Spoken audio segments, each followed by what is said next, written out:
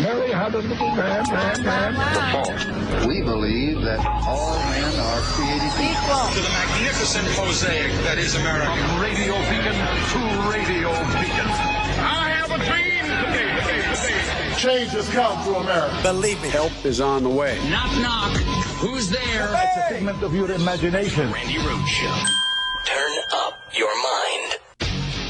Would you have made, by the way, the offer for Brittany Griner and Victor Bout that Russia has put forward, where they'll trade this arms dealer's 25 years for arms dealing all over the world for the WNBA player and also, I believe, a former Marine who's being held there? She went in there loaded up with drugs into a hostile territory where they're very vigilant about drugs. They don't like drugs. And she got caught. And now we're supposed to get her out. And she makes a lot of money, I guess.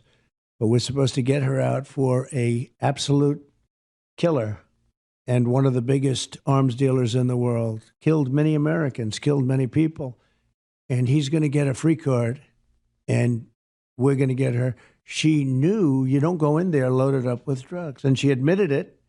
I assume she admitted it without too much force because it is what it is. What? And it certainly doesn't seem like a very good trade, does it? He's an absolute one of the worst in the world, and he's going to be given his freedom because a potentially spoiled person goes into Russia loaded up with drugs. Oh, my God. Okay, so he took Russia's side there. As you know, we played that a couple of days ago. So today was Brittany Griner's sentencing, and two things. The Russians gave her 9 years in a penal colony, which is typically somewhere in the hinterlands in outer Vladivostok, like near the Arctic Circle or somewhere in Siberia. This is what they gave her for 0.7 of a gram, which Donald Trump said loaded up with drugs. She's loaded up with drugs. 0.7 of a gram of cannabis oil prescribed to her by a doctor. 9 years in hard labor. This is what happened to Brittany Griner today. And the other thing that happened, obviously, was last night, the Senate voted 95-1. You could celebrate bipartisanship here if you want to. I could tell you this is very easy. The one was Josh Hawley. He said no to this. But 95 senators of both parties, okay, 50-50 Senate, 95 voted to allow NATO to be joined by Sweden and Finland. For Finland and Sweden, who are always neutral countries, to come and be part of the NATO alliance. So I'm guessing, because I wasn't there, that the reason why Brittany Griner got 9 freaking years for 0.7 of a gram of cannabis oil prescribed to her by a doctor for pain. The reason why she got 9 years was because Vlad is peeved, I tell you, just livid that Sweden and Finland, who share a border, like a 700-mile border with Russia, are now going to be part of the NATO alliance. And the vote in the United States, I mean, this wasn't even close. This wasn't, Mitch McConnell said, hey, listen, Russia can't think that the United States is going to sit back and relax and enjoy the show as they invade their neighbors. You just don't, that's not going to happen. And, we're going to broaden our alliance. We're going to include Sweden. We're going to include Finland in the freaking alliance. Now, obviously, Griner is being used as a pawn here. And now we're going to have to go through all this diplomatic wrangling to get her the hell out of Russia, where she's been going, by the way, for 6 years. 6 years she's been playing for this Russian team, trying to expand the viewership, the audience possibilities for women's basketball. That is what her entire focus of her life has been about, trying to make women's basketball something that the world really loves, something that the world gets to see up close and personal, and also to make some money because we don't pay WNBA players. I think she makes $250,000 a year being a WNBA player, right? Now, if you just watched, like last week, the Yankees and the Mets in that Subway series, Yeah, don't do it, Brett. Oh, my Mets handled business. And I'm a Yankees fan. Every single Shut Yankees up. fan Just be quiet has now. been avoiding I am me, not can't listening make to you. eye La, la, contact la, with la, me, la. I and it's can't appropriate. I wouldn't be able to either. hear you. I can't hear you. I used to be a Mets fan. I grew up being a Mets fan because, what was Shea Stadium? It's been renamed now for some corporation. But what was Shea Stadium was like 2 subway stops from my house, because I grew up in Queens. And so the 7 train would take me right to Flushing, which is where, the U.S. Open is, and it's where Forest Hills is, and it's also where Shea Stadium is. I used to cut school and go to the Mets games, and I was one of those geeks that actually had the little book, and I would, write down every inning, like every player, like whether they, struck out or did they walk or, fly ball to center, whatever, pop fly. But then after 1969, the Mets started to be the Mets, again. And, I could name you every freaking player on the 1969 Mets and their jersey numbers. Number 45, Tom Seaver. Number 6, Al Weiss. Okay. Number 15, Jerry Garrotti. I can do that. But now I'm a Yankees fan. And Brett stayed a Mets fan. But anyway, the reason why I bring this up is to show you that during that matchup, okay, you had a pitcher for the Mets. What does he make? $150 million or some crazy? You talking about Scherzer? Yes. Yeah, the 3-year deal, the record-breaking 3-year deal. Yeah. It's like something insane, like $40+ million a year. It's insane. It is insane. And then Aaron Judge, who is, negotiating now, and this guy is God. Okay, he just is. He's trying to negotiate for like another, a big payday, like $150 million, right? Or even better, $400 million, something crazy over 10 years. And Brittany Griner, okay, who's won what? How many championships? I don't know, because I'm not a WNBA fan and I'm not a poser, okay? She was amazing in college as well. And I'm not going to skin my knees jumping on that bandwagon, pretending for you that suddenly I'm a WNBA fan. But I will tell you that as a professional basketball player, she makes $250,000 a year. So she goes during the off season and she plays and has been doing this for 6 years without incident, without problems, without any contretemps, without anything at all being in question about her character, her behavior in Russia, her American, street cred, nothing. They just were so eager to have somebody of her caliber come and play that they never bothered her. Well, all of a sudden, they invade Ukraine and the whole, United States of America is rooting for Ukraine to the point where everyone on social media has a little sunflower, which is, Ukraine's, symbol.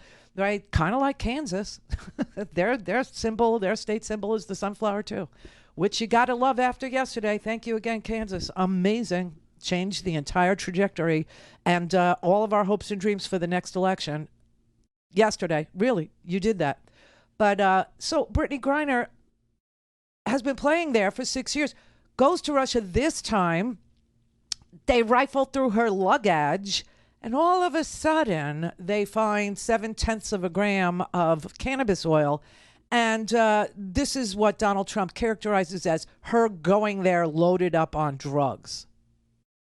To side with Vlad, yet again, because he's going to need him. He's going to need him. And so after the vote last night that the United States Senate took to admit, because we're all 30 NATO members have to vote in their parliaments, in their, radas, in their whatever, right? Their whatever. To admit, because all NATO members have to agree on any new admissions. So we took our vote last night, and our vote came 95-1 to admit Sweden and Finland into NATO. And all of a sudden today, they sentenced Brittany Griner to 9 years hard labor. Does anybody not think she's being used as a political pawn? Does anybody not think that this is like the most retaliatory Russia could be to America without cyber attacking us or without, bombing us or without taking out one of our ships? Because I say no.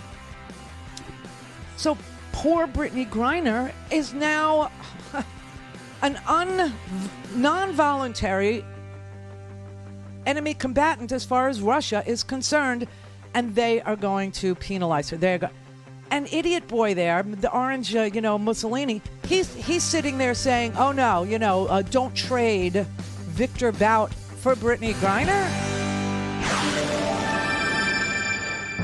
Clear for takeoff. All things Randi at RandiRhodes.com. Go for launch. Speaking truth to power, the Randi Rhodes Show. Today, the Justice Department is opening a civil investigation into the Louisville, Jefferson County Metro Government and the Louisville Metro Police Department to determine whether LMPD engages in a pattern or practice of violations of the Constitution or federal law. Today's announcement is based on an extensive review of publicly available information about LMPD conducted by the Justice Department's Civil Rights Division. The investigation will assess whether LMPD engages in a pattern or practice of using unreasonable force, including with respect to people involved in peaceful, expressive activities. It will determine whether LMPD engages in unconstitutional stops, searches, and seizures, as well as whether the department unlawfully executes search warrants on private homes. It will also assess whether LMPD engages in discriminatory conduct on the basis of race or fails to provide public services that comply with the Americans with Disability Act. The investigation will include a comprehensive review of the Louisville Police Department's policies and training. It will also assess the effectiveness of LMPD's supervision of officers and systems of accountability. Okay, so that was a lot of legalisms for something that Merrick Garland started last April of 2021. A look into the Louisville Police Department to see whether or not they use excessive force and whether or not they violate people's civil rights. And as of today, we know that the 4 Louisville police officers, especially the former Louisville Metro Police Department detective, who lied on the search warrant application that led to the no-knock warrant that led to the raid on Breonna Taylor's apartment, where she ended up being shot to death in her own bed. The person who lied on the application to get that no-knock warrant has been arrested and has been charged by the FBI. Quote, the federal charges announced today allege that the members of the Police Investigations Unit, falsified the affidavit to obtain the search warrant of Miss Taylor's home, and that this act violated federal civil rights laws, and that those violations resulted in Miss Taylor's death. So in the application, what we had here was a Louisville Metro Police Department police officer in charge of investigations, falsifying the fact that he had verified that Breonna Taylor's ex-boyfriend, swear to God, was getting mail at Breonna Taylor's apartment. And he never, ever did do that. He never verified, because if he tried to, well, we now know he didn't. But if he would have, what he would have found out was that Breonna Taylor and this man, Jamarcus Glover, had broken up 2 years earlier. And they did not remain friends. And that she had totally moved on with her life, worked in an ER. She was an ER technician, okay, in the emergency room. And that the person that they were executing a no-knock warrant on was already in custody. And so they broke into her apartment, and the guy she was dating at the time, which isn't the guy she broke up with 2 years ago, obviously, who was in custody, by the way, but the guy that she was dating at the time thought they were being robbed because they just broke through the door. They didn't even announce that they were police officers. They just did a no-knock warrant, right?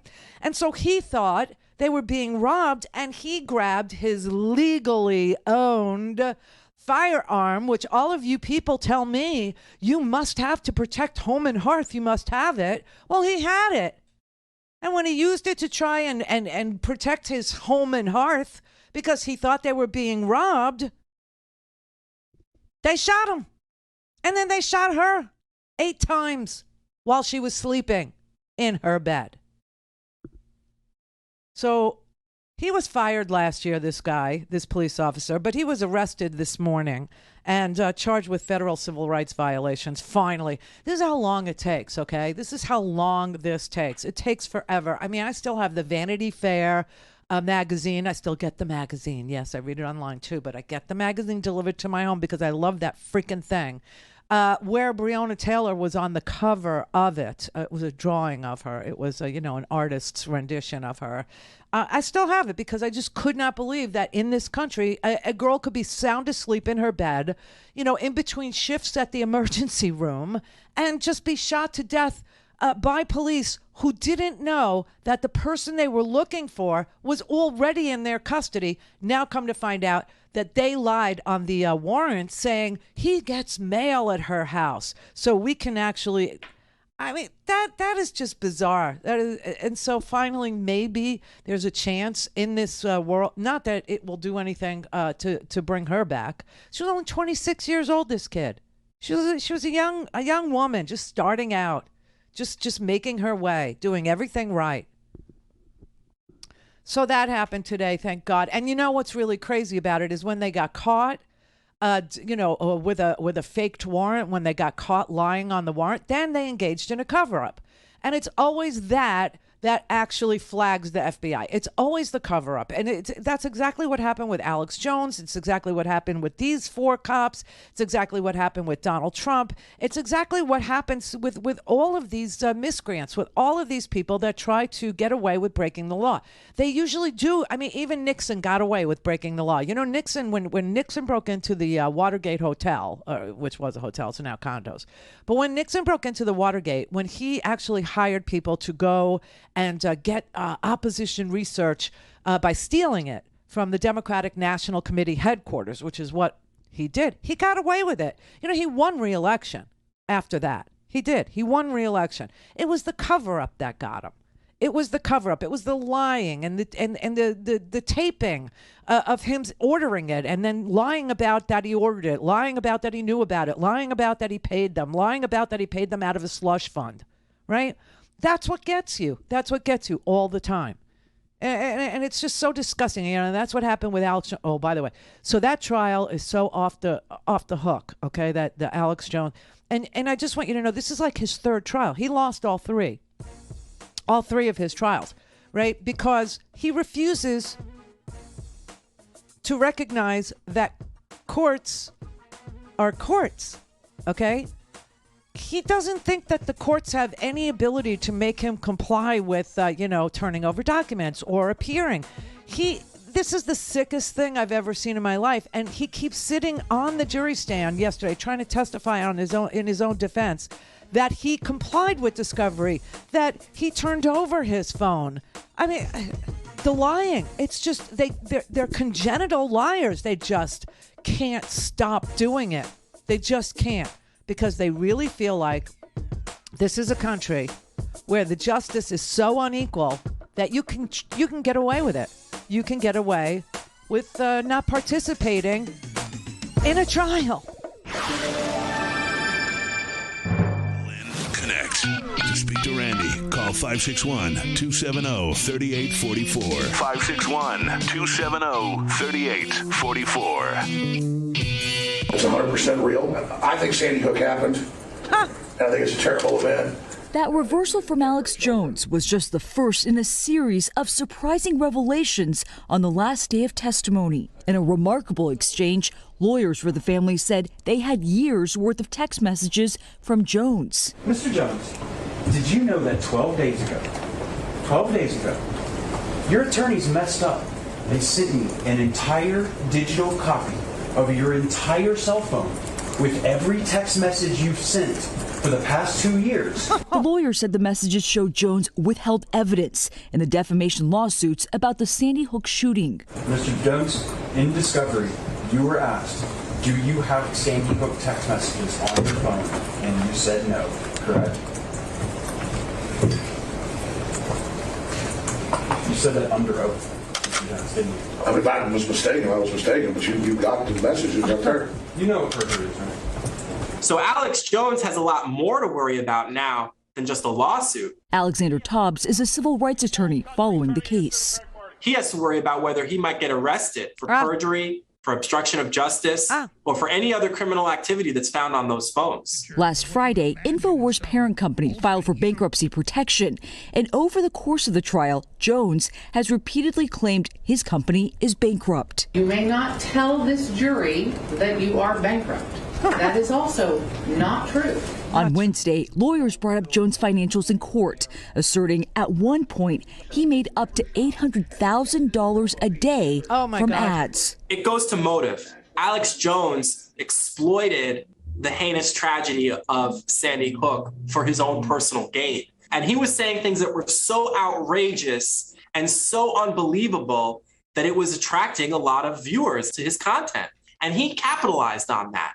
Okay, and so what that is in law is malicious intent, okay? When you sue a public figure like that miscreant, okay, when you sue him and he is a public figure, then you have an additional level of proof that you have to show. And you have to show that he lied about you, knowing the truth about you, and disregarded the truth about you, but also did it with malicious intent. And this $800,000 a day haul that he was getting day after day after day after day by putting ads for his own crap, for survival gear and for gun paraphernalia and for his manly iodine supplements or whatever the hell, all of that lying that he did to create this conspiracy about the Sandy Hook babies, that they weren't real, that they didn't exist, that they were actors, that the parents were actresses and actors, and that it was, all done to help the gun grabbers. It was all done as a false flag operation so that we could pass some gun legislation is, obviously untrue, but that the malicious intent can now be shown in the fact that he was making money hand over fist by lying about it for years, and that people liked the conspiracy theories. And this is key evidence that they were able to get on his phone about the finances. This was key evidence that they were able to get on his phone about him knowing that he was lying about other things too. His phone shows that he knew he was lying about COVID. Seriously. And that he was selling things that, could cure COVID or promoting things that could cure COVID, knowing it was a lie. On his phone, there are text messages from, his trusted associate, his trusted assistant, who was saying, you better stop lying about COVID because it's going to end up just like Sandy Hook. Okay. But he also lied, saying that he had nothing that was responsive to the request to turn over any emails, turn over any text messages that mentioned anything to do with Sandy Hook. He testified in a deposition that he had personally done a search of his own phone, that he doesn't use email. Yeah, he actually testified under oath that he doesn't use email, which was probably an idea he got from listening to, the Mango Mussolini, okay, who said he doesn't use email. But Alex Jones does use email because they found emails from Alex to his lawyers and told him what his email address is. So he just, in the cover-up portion of the defamation suits, this is where he got caught. And these are criminal activities, whereas paying damages for defamation is just money.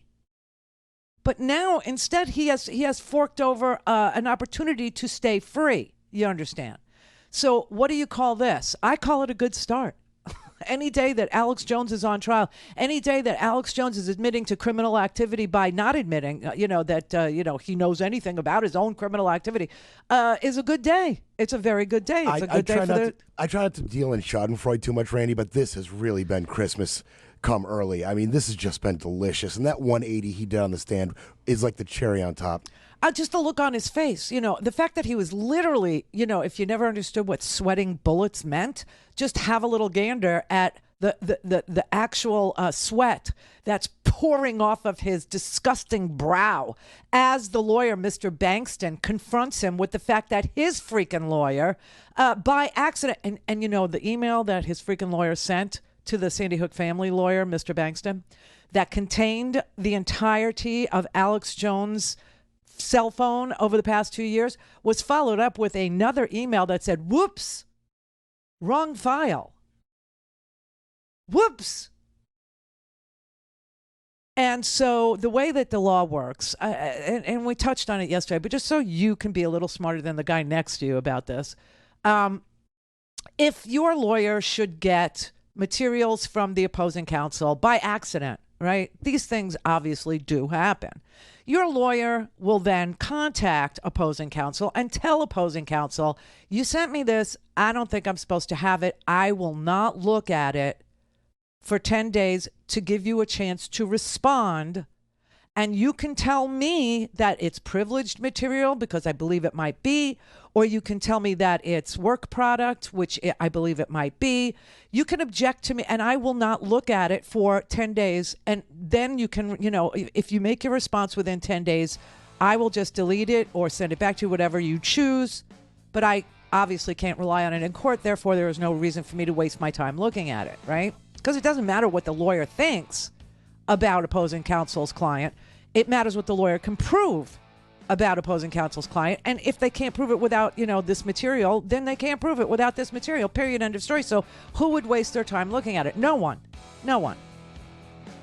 But Alex Jones' lawyer never objected to it, never said you shouldn't look at it. And so after 10 days passed, Bankston, the Sandy Hook family lawyer, was allowed to look at it. And he did.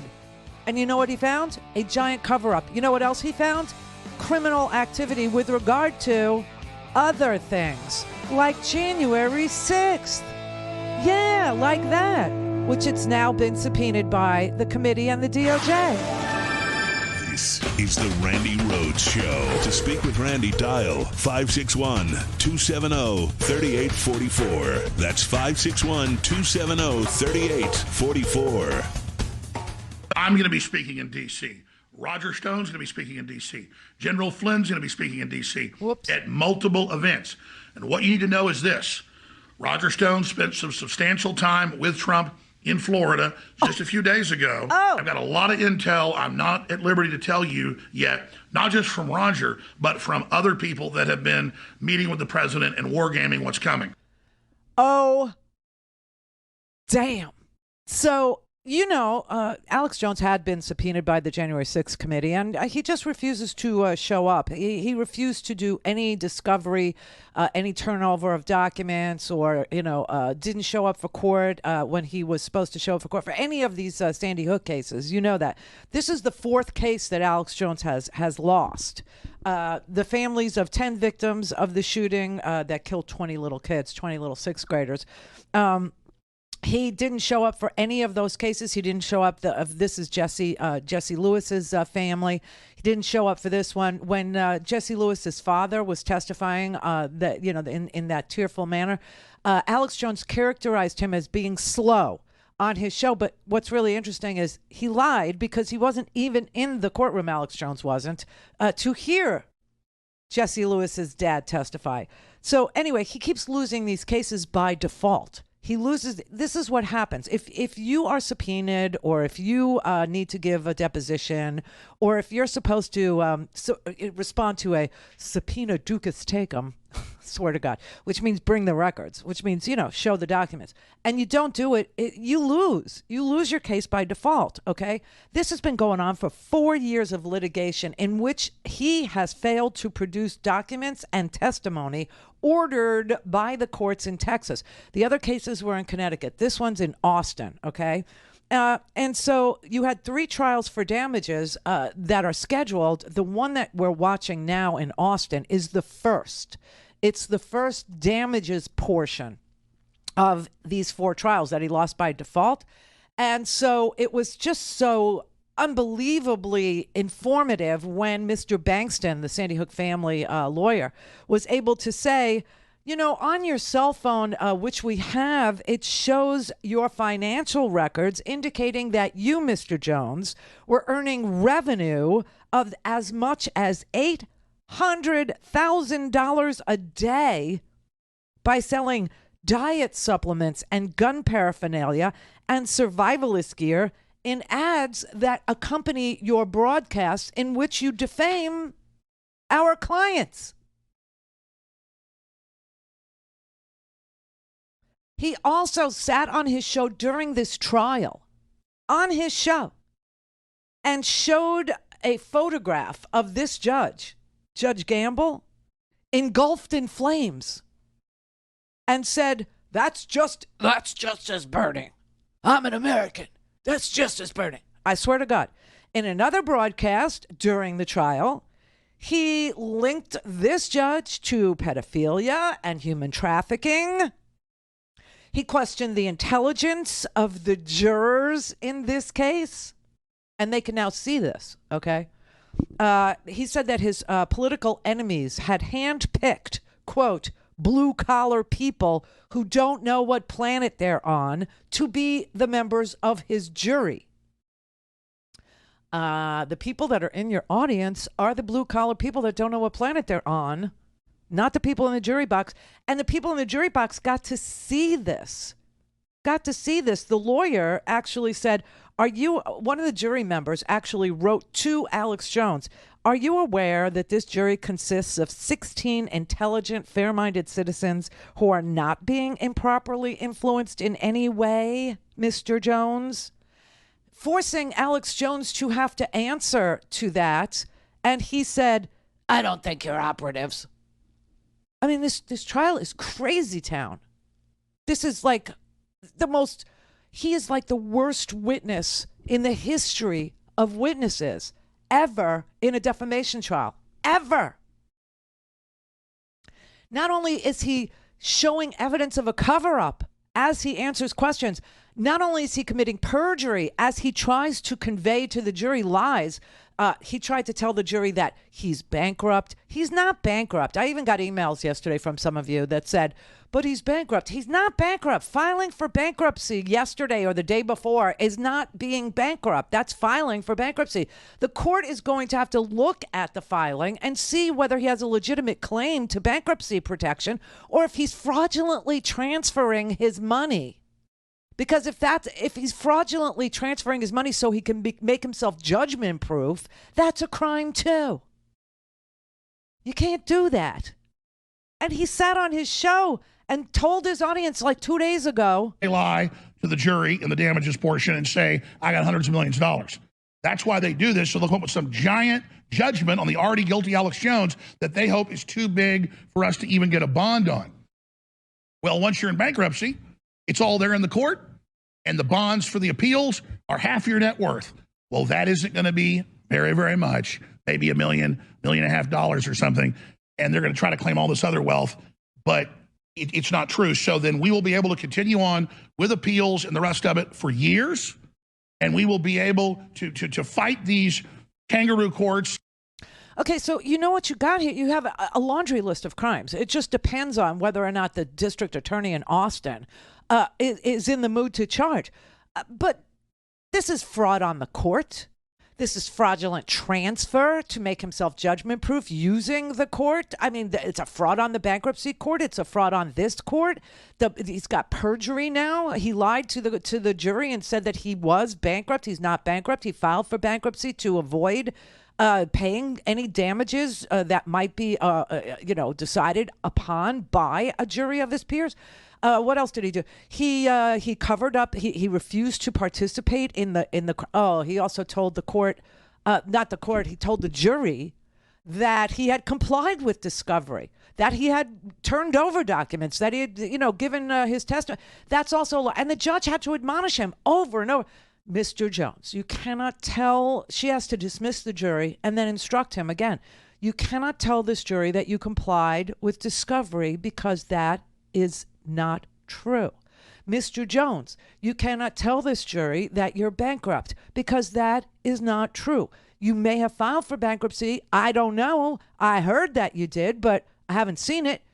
But you can't tell the jury that you are bankrupt when you just filed for bankruptcy. Filing for bankruptcy is not the same as being, put into bankruptcy protection by the court.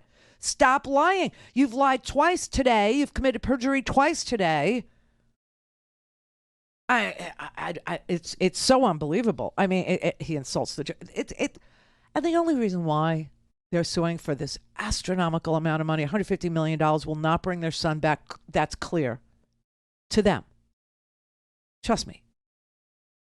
They're doing it because they need to stop this viral spread of disinformation and hatred that is his show.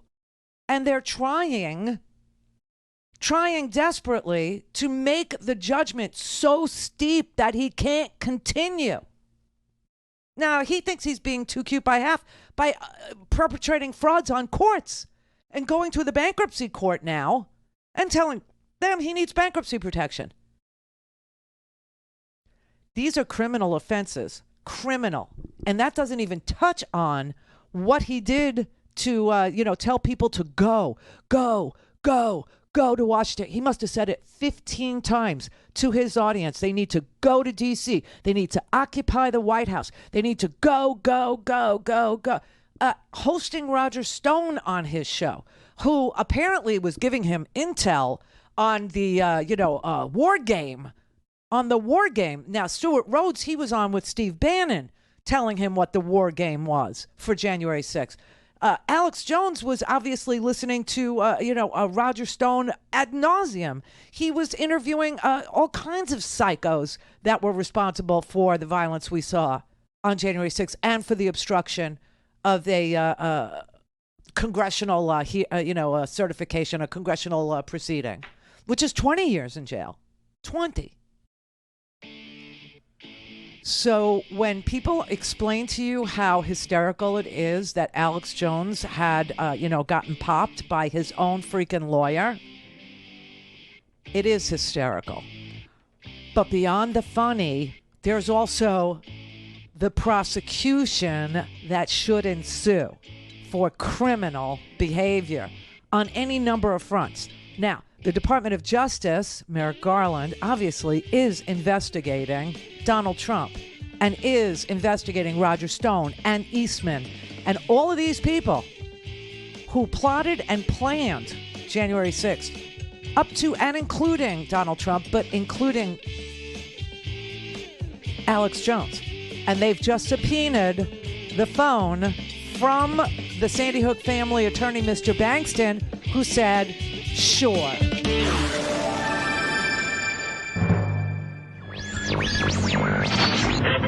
Mary had a little man. False. We believe that all men are created equal. To the magnificent mosaic that is America. From radio beacon to radio beacon. I have a dream. Change has come to America. Believe me. Help is on the way. Knock, knock. Who's there? It's a figment of your imagination. Randi Rhodes Show. Turn up your mind. On December 19, 2020, Donald Trump tells his followers, big protest in D.C. on January 6th. Be there. Will be wild. Alex Jones never looked back. We need just people to start going to D.C. now. Don't wait. Go to D.C. Go to D.C. Go to D.C. Go to the White House. Just go to the White House. Go. January 6th. Fight for Trump. His show became a commercial for Trump's rally. And on New Year's Eve, InfoWars guest host Matt Bracken said this. were going to only be saved by millions of Americans moving to Washington, occupying the entire area, if necessary, storming right into the Capitol. Jones told his audience he was intimately involved in the planning of the January 6th rally. I put the money down because this is all private, folks. It was hundreds of thousands of dollars. And then a big donor came through and took care of that for us. It's not about me bragging. It's just people know the history. As crowds gathered in Washington, D.C. on the night before the big rally, Jones would warn of a coming battle. This will be their Waterloo. This will be their destruction. The next day, Jones was front and center for Trump's speech. We're going to walk down to the Capitol. With megaphone in hand, Jones then led a crowd to the Capitol. Let's go take our country back! Trump's only minutes away! Let's start marching to the Capitol! When he arrived, it was chaos. Trump supporters were in hand-to-hand combat with police. Let's march around to the other side! And let's not fight the police and give the system what they want! We are peaceful! The West Side was anything but peaceful. As Jones was leading a crowd to the other side, the Capitol was breached. Jones arrived on the Capitol's east side, climbed steps packed with rioters, and called for peace, but also revolution.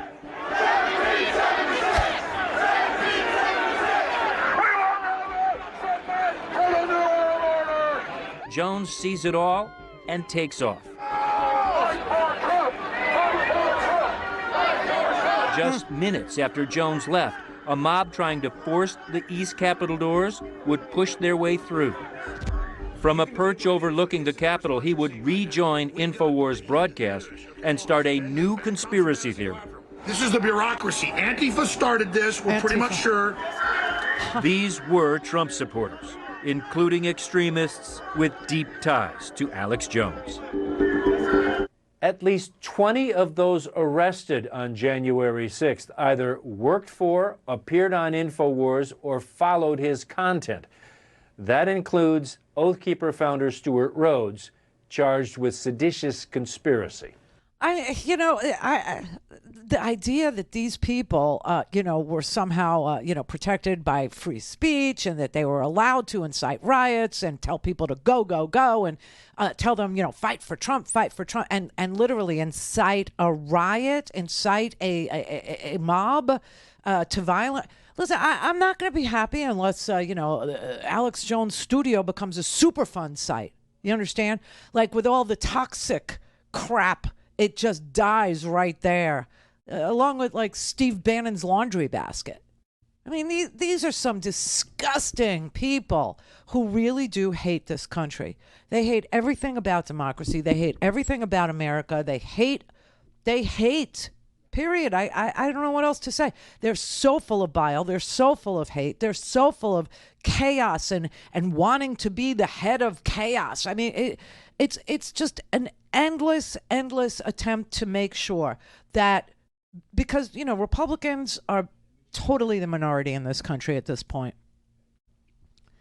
Look at Kansas. Kansas is a ruby red state. And they said, okay, enough already. Enough. Stop taking away our rights. Stop peddling this vile, hey, let's go backwards ideology. We're not going backwards, okay? We're not. It's not anything we're interested in. And 4 out of 5 Republicans agree with this. This idea of a cabal and a deep state, and that we should go backwards to the Middle Ages and women and Jews and all. They're done with it. It's like, enough already. We see and all of this is about installing what Steve Bannon calls shock troops. Okay? I mean, the really ridiculous part of who they are is they tell you. They show you over and over and over and over. And, people who are trying to protect democracy, people who are trying to, protect, the voting and women and children, and try to advance our causes for childcare and health care and, silly little things like that. trying to protect the Social Security Trust Fund, the Medicare Trust Fund, trying to make sure that when you retire, what you paid in actually is, something you can collect on, right? People who are decent is basically what I'm saying. We are in the majority. And the only reason why you have these lunatics on airwaves, on podcasts, on websites, telling people that, they have to get violent about it and all, is because their policies have failed so spectacularly. Nobody's buying that women should be stripped of the right to privacy. Nobody wants to see it. Nobody's interested in it. Nobody wants to go backwards. Nobody thinks that Social Security and Medicare ought to disappear. Nobody believes anything that they're peddling. Nothing at all. Most people do believe that global warming is happening. The people of Kentucky, they are living proof that nobody is coming for them. Nobody is coming for them. Rand Paul literally tweets, hey, I'm a libertarian. You want help? Call the Red Cross, while he stands on the Senate floor and takes away veterans' health care. Do you know what I mean? I mean, they're a very sick bunch. They can't get a whole lot of people to vote for them anymore. And so Steve Bannon has proposed that they do this instead. And what is this? Simple. They pick the dumbest, most radical, fringy, extremists that they can ID, who are loyal to this ideology, that the minority shall rule for 100 years, which is what Steve Bannon tells them. The minority will rule for 100 years if you do this. And he's telling them that what they need to do is put 4,000 people into the government in key positions, like inspectors general, like secretaries of state in swing states like Michigan and Arizona, pick off governors who will certify free and fair elections and replace them with governors who won't, like Kerry Lake in Arizona, like Doug Mastriano in Pennsylvania. Put him in the Senate or make him the governor. You know what? Just get these shock troops burrowed deep into the government. They are sitting there literally saying out loud, and I know a lot of Democrats don't, not just Democrats, but independents of goodwill and people who believe in the democratic experiment continuing on, don't watch this crap because they think that it's just bull and they think it's a waste of their time. But that's kind of why you have me, I guess, because I do pay attention to it and I do watch it, and there are others like me who do the same. And so we come and we're telling you what their plan is. And their plan is to burrow deeper. They say that the mistake they made during the Trump administration was they didn't burrow deep enough. They didn't control secretaries of state. They didn't control the governorships. They thought they could count on Kemp in Georgia to not certify an election that was free and fair after 3 hand counts, right? And nothing changed. And so they couldn't change the result because the hand counts and the poll books, everything matched up almost to a person. I mean, it was like probably 4 votes off. So there was no way to cheat. There was no way to not certify. And they think that that was their mistake, that they hadn't burrowed deep enough and they hadn't ID'd the most loyal. It's Randy at RandyRhodes.com. Go for launch. Speaking truth to power, the Randi Rhodes Show. We're talking about a Republican democracy because essentially we have taken on the model of really Davos and the Chinese Communist Party of an authoritarian state, undemocratic, with institutions that are not democratic, and state capitalism. Now, how do you combat that? You combat that by deconstruction. You have to take it apart, brick by brick.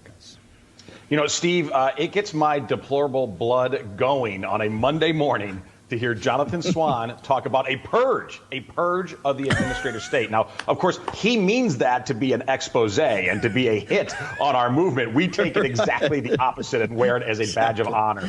And it tells me that, yes, Jonathan Swan recognizes that there is a plan in place, that this second Trump term is going to be far more consequential than the first one. And the first one was quite consequential. Article 3, I'm going to get Mike, and we're going to have a 1-hour special on the Jonathan Swan Axios articles. I want everybody to understand deeply exactly what we're doing here. okay, exactly what's going on, because you're going to be part of it.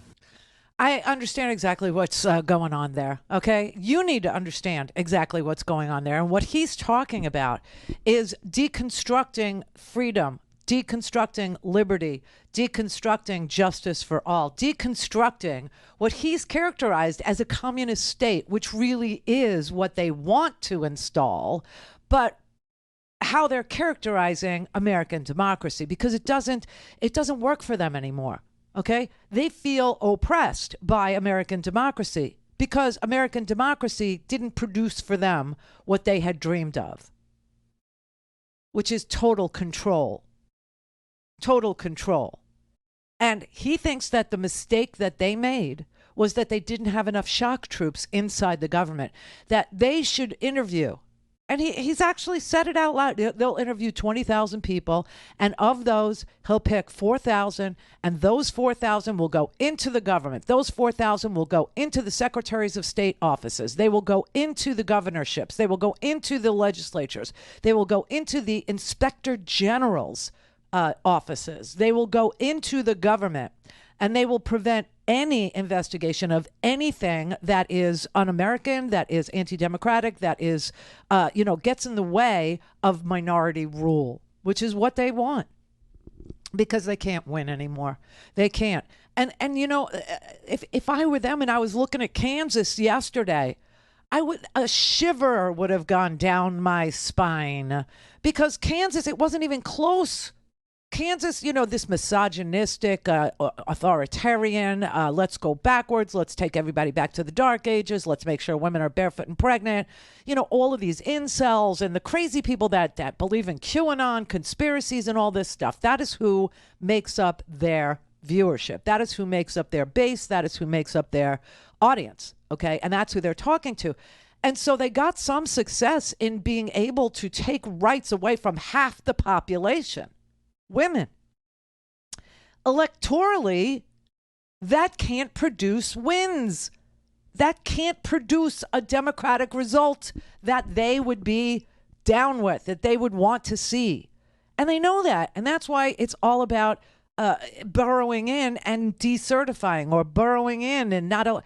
You realize, like this guy Fincham in Arizona, just to use an example of some of the secretaries of state that they are, putting forward in their crazy party primaries, right? I mean, they're literally snatching defeat out of the jaws of victory, because we all know in midterm elections, especially when the president of the United States has such a low approval rating, and Joe Biden does have a low approval rating because Joe Biden is not telegenic. Joe Biden isn't good on the TV, and that's what America requires of a president these days. It's been like that since JFK. You have to be telegenic. You have to be able to have charisma, or at least in Obama's case, swagger, and be cool, right? Well, Biden doesn't have any of that going for him. Biden is strictly a centrist. Let's get people together. Let's hash out our issues. Let's find solutions that are amenable to both sides. That's who Biden is, and that's what he's done. That's why the PACT Act finally passed, okay, with a live assist from Jon Stewart on the side of decency and things that are right and good and needed. Health care for veterans. What an idea. But that it was so hard for so little. My God. Okay. But the PACT Act passed. The CHIPS bill passed. We're now going to make semiconductors in the United States. There will be 20 regional hubs of manufacturing in these United States of America to actually beat back China's prowess. Not talk about it, not threaten to do it, not say, Xi and I are really good friends. Xi's a really good guy, and I fell in love with his client state with Kim Jong-un. I fell in love with him as a favor to Xi. Okay? Or breaking the economy with these tariffs. Yeah. So we're actually doing something in the competitive realm, which is all that matters in the world, is competitive edge, competitive productivity, being able to produce semiconductors to fill the car engines that we want to see filled with semiconductors, which, You know, when people tell me, we had a call the other day from a woman in Idaho who was telling me about her Nissan Leaf, right? Her electric car. And she said that she had ordered it like months before they were able to deliver it to her. There was a big delay. That's semiconductors, okay? That's what was missing from the build, which is why she had to wait. So we passed the CHIPS Act, which is an amazing thing. Amazing. Bipartisan. Everybody liked it. We're doing it. Passed the PACT Act. Bipartisan, 86-11, okay? With Rand Paul saying, no, I'm afraid that some veterans will get health care that apparently in his mind don't deserve it. Unbelievable.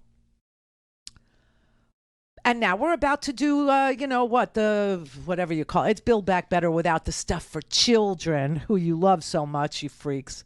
Right? In the Republican Party. Oh, we love our children. We love children. We love them so much. We need to protect them from the moment they're fertilized eggs. We have to declare them human, living beings. But they don't want to pay for any of their daycare. They don't want to pay for their education. They don't want to pay for their health care. They don't want to pay for their vaccinations. They don't want to pay for their health. They don't want to pay for their formula. They don't want to pay for anything. But they love the children, right? So now we're going to pass this Build Back Better thing. What are they calling it? The Inflation Reduction Act. Pending Kyrsten Sinema's okay. It came from Arizona, everybody. It came from Arizona. But anyway, so they're trying to put in these crackpots, this Fincham guy in Arizona, who says he would not have certified the last election, even though Donald Trump lost Arizona. Lost.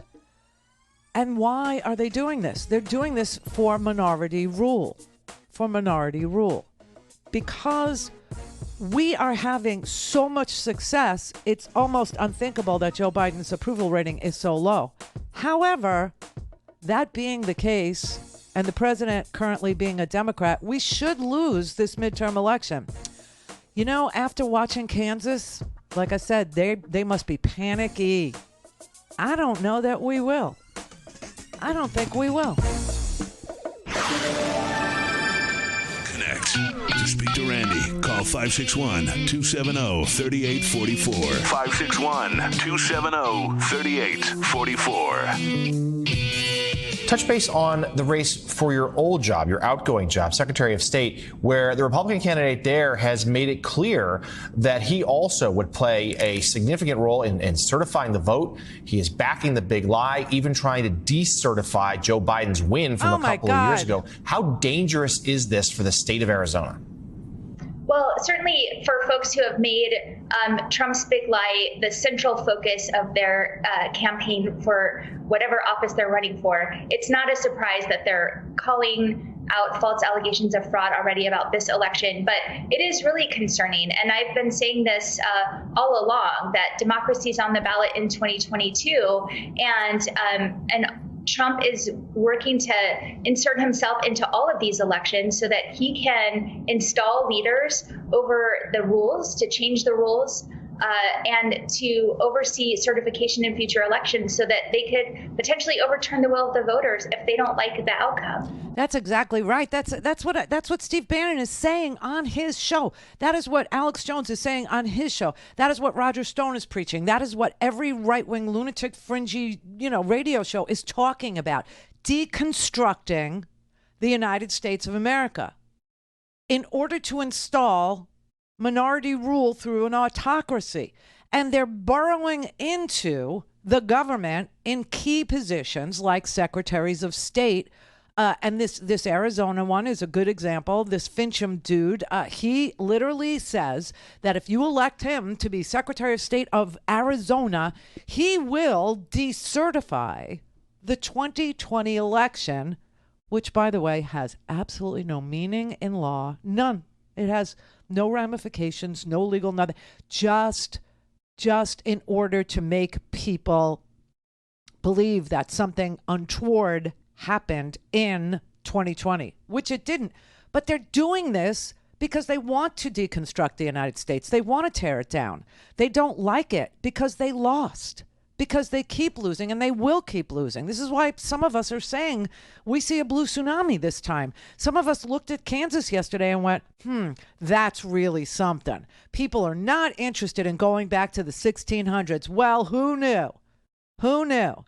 Well, if you disenfranchise or if you remove half the population from their right to privacy, if you actually say that as the Supreme Court of the United States of America, that half the population has no more right to privacy in these United States, that you can take away rights without due process, meaning that you're taking away freedom without a trial. You're taking away freedom without due process. You're just going to wipe it all out. 50 years of relying on privacy rights. They no longer exist for you. Do you really think that electorally is going to play well for your side? Because it can't. You can't dehumanize half the population. You can't dehumanize women. You know what happened when the Supreme Court came out with this stupid, there was this ferocious backlash. The donations to, pro-choice organizations like NARAL and Planned Parenthood, it was astronomically increased. Okay, the donations to Democrats literally soared through all the limits that we've seen before, all the numbers that we've seen come before. They just surpassed all of those numbers. And young girls and young women. Oh my God, they're having absolutely nothing. Let me show you a 12-year-old. I really want to show you something. It's a 12-year-old in West Virginia addressing, I think she's addressing the House in the Assembly in West Virginia. I'm 12 years old. I attend Buffalo Middle School. I play for varsity volleyball, and I run track. My education is very important to me, and I plan on doing great things in life. If a man decides that I'm an object and does unspeakable and tragic things to me, am I a child supposed to carry and birth another child? Am I to put my body through the physical trauma of pregnancy? Am I to suffer the mental implications? A child who had no say in what was being done with my body. Some here say they are pro-life. What about my life? And does my life not matter to you? 12-year-olds, they get it. They understand what's at stake here. They realize that they are now objectified by the law. They realize they've been dehumanized. They realize that they have been used as a pawn in a great game, right? Let me tell you what the numbers were in Kansas. 70% of the newly registered voters in Kansas, and remember I told you I had no idea which side they were registering to vote on, but we saw registrations in Kansas exponentially increase, 963% increase in new voter registrations in Kansas. Turns out 70% of those newly registered were women. 58% of the votes that were cast before Election Day were women. That is unprecedented. Unprecedented. And so the result in that state was not only a resounding rejection of objectifying and dehumanizing and taking women out of the entire democratic system of rights, but it was the largest turnout in Kansas primary history ever. And this thing, listen, there are literally twice the number. It's like 2-1 in Kansas Republicans to Democrats, and about 500,000 people who are unaffiliated, right? So that's the makeup of the state of the voters. And the GOP intentionally put this question on a Republican primary ballot. And I really do believe I'm like the only person that pointed that out to you, okay? Everybody else was treating it like it was a normal election. No, this was a primary election, and they purposely put it on a Republican primary ballot, okay, in a Republican primary in Kansas to try and get the minority, to try and get the majority of voters to vote to codify the removal of the right in the Constitution. And you know what? Wasn't even close. 59% of Kansans, 59%, also almost 60% of Kansans said, do not mess with my rights. Do not mess with my right to privacy. Do not take away my right to choose. And now the polling on this, 2-1. 2-1 more voters will cast their ballots based on this issue. Now, some will be, bamboozled by the inflation thing. And by the way, gas today, when I drove by that gas station, was $3.74. $3.74. And dropping. Some people will vote on inflation. Again, it's a global issue. You're not going to... the Inflation, Reduction Act that Kristen Sinema is, mulling over, we'll find out where she's at on Saturday. On Saturday.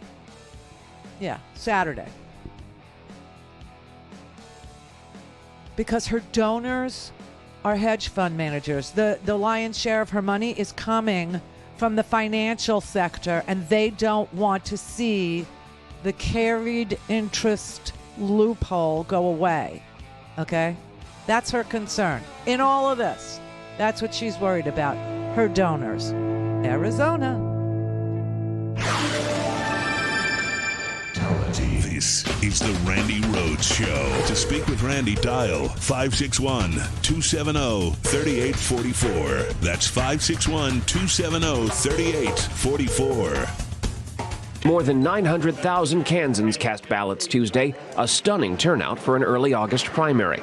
Hi, how are you? The defeat of the proposed constitutional amendment, which was aimed at undoing the effects of a state Supreme Court decision girding abortion rights, shows not only how the issue has galvanized Democrats, but how it could also threaten Republicans. Take a look at Leavenworth County.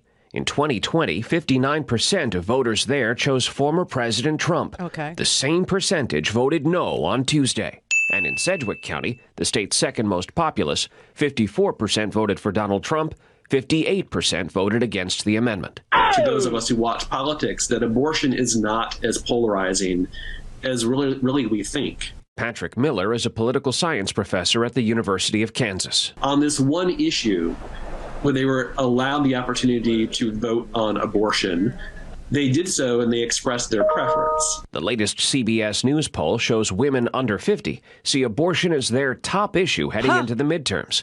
And most Democrats say their party isn't doing enough to protect abortion access. This fall, voters in Vermont and California will be asked whether they support codifying abortion rights in their state's constitutions. Kentucky voters will weigh an amendment similar to the one just defeated in Kansas. And in Montana, Republicans have proposed an amendment requiring care for any infants that might survive attempted abortions. Oh, good God. On Wednesday, President Biden said the Kansas result proves abortion opponents have misjudged voters' anger. They don't have a clue about the power of American women. Last night in Congress in Kansas, they found out. Yeah, they did. They found out the power of women. It's awesome, really. So all you misogynists, all you incels, all you literally, freaky people that, want to undo democracy and want to limit liberty for half the population, you ain't seen nothing yet. We're showing up in droves, baby. And like I said, in a normal midterm election, when the president of the United States has a 38% approval rating, below 40, okay, and the president of the United States is a Democrat, the Republicans should sweep the House and the Senate. They should. And vice versa. If, when Donald Trump was president, he was a Republican and he had very low approval rating. You remember, the Democrats took over the House and we were able to, get the Senate 50-50. But this is not happening here. I don't see it happening here. I think that abortion and this January 6th, which is what I was saying before we even heard from the Supreme Court on the Dobbs decision, before we even heard word one from the January 6th, select committee, I was telling you, we're not voting until we get a decision on Dobbs, until we get a decision out of Mississippi from the Supreme Court about privacy rights. And we're not voting until the January 6th select committee begins and ends its hearings. And man, those hearings, they were explosive. And now I listen, we thought that we were going to find out, that this was organized at the top of the food chain, that Donald Trump was working with this Eastman dude, and that they had this Green Bay sweep idea, which was exactly what we saw. We that they would send up fake slates of electors, and they would try to bamboozle Mike Pence into voting. Or not certifying, saying, I don't know which are the legitimate, and they didn't count on him saying no to them. And then they got to the last portion of their coup attempt, and they said, okay, we're down to the violent part. Let's pull say yes to the violent part, and let's go do it. But did we even realize how many people were going to get caught in the cover-up?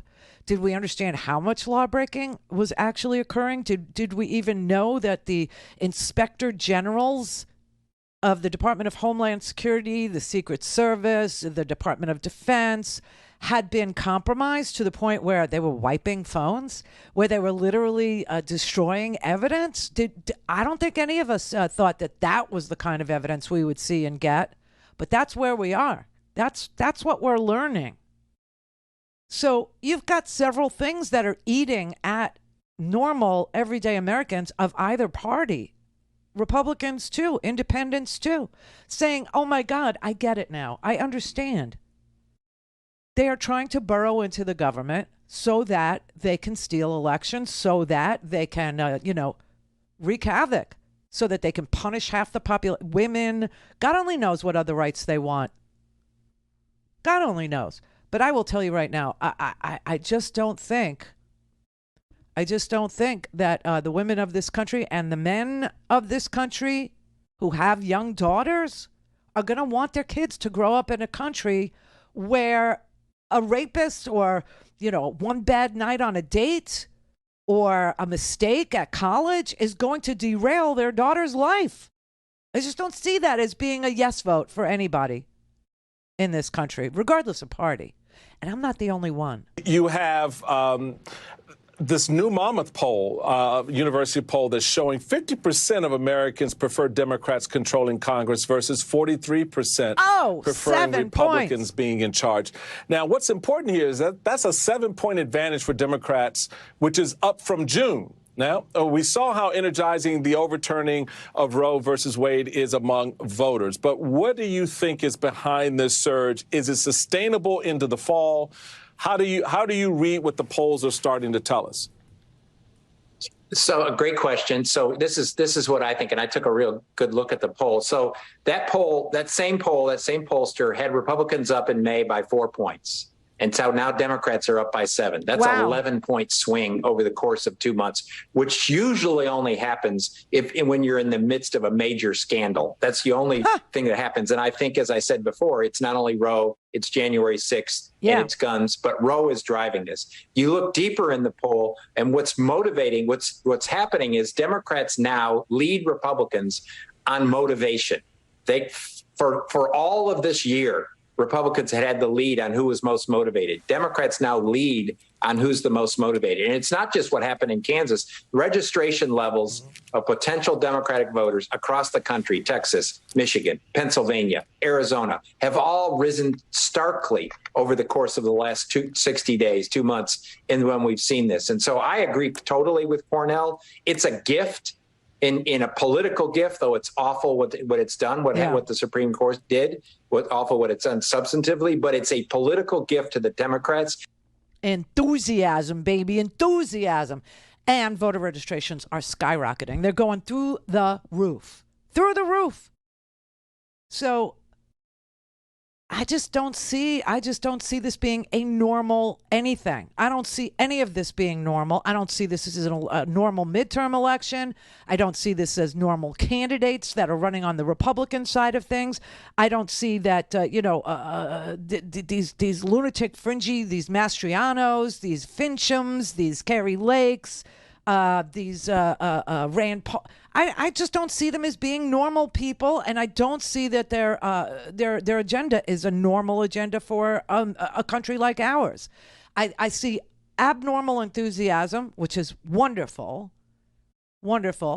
And obviously, it's about taking rights away and going backward, and people are not into it. We never have been. Elections have always been about the future, about hopefulness. It's always been about looking forward. It's always been about what problems can we solve if we have this group of people, what problems can we solve if we have that group of people who, if taxes are too high, then we want Republicans because they'll lower taxes. If taxes are too low, which they are right now, we want Democrats because, corporate America, billionaires are getting away with literally paying nothing. Absolutely nothing. But the thing that's galvanizing the strength of the electorate, the thing that's building enthusiasm in the electorate, I wish it were the gun issue. I really do. I wish it was Uvalde, and I wish it was, Highland Park. I wish it were, shootings in grocery stores. I wish it were, racism.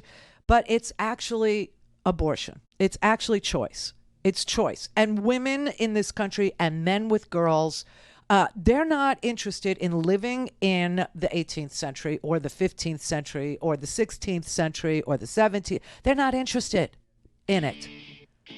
The idea that their children, my children, your children will have less rights than we did is repugnant in America.